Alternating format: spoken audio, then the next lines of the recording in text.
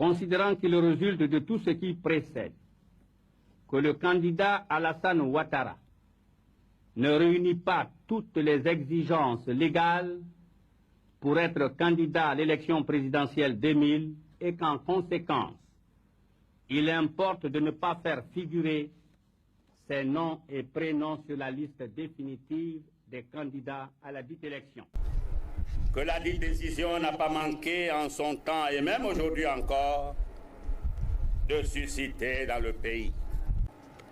À cet effet, j'affirme qu'il n'a jamais été dit dans l'arrêt du 6 octobre 2000, et je le dis aujourd'hui solennellement, que M. Alassane Ouattara n'est pas ivoirien. Personne ne l'a dit. Cet arrêt, à notre grand regret, nous le savons, a causé un tort certain aux concernés, à sa famille et bien d'autres Ivoiriens.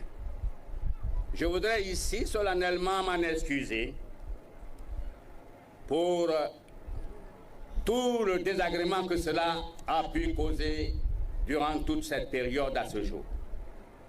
Aujourd'hui, la preuve est faite en effet que le président de la République est un Ivoirien qui a un profond amour pour sa patrie et qui engage en ce moment même notre pays sur de nombreux chantiers du développement en vue de faire de la Côte d'Ivoire une nation de paix et de prospérité.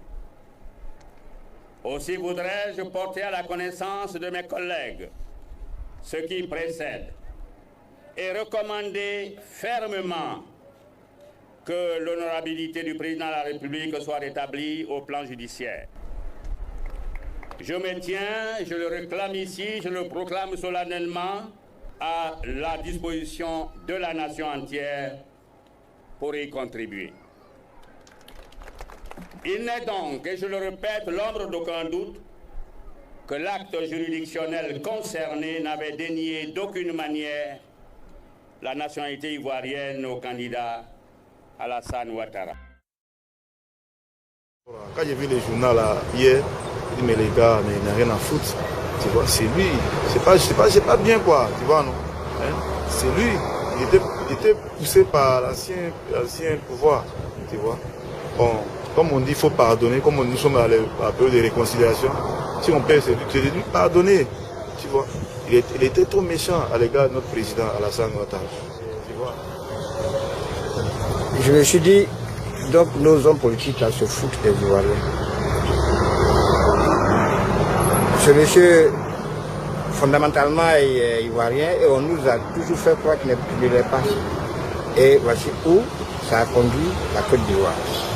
Ça a amené la Côte d'Ivoire à la déchirure, ça a conduit la Côte d'Ivoire à la guerre.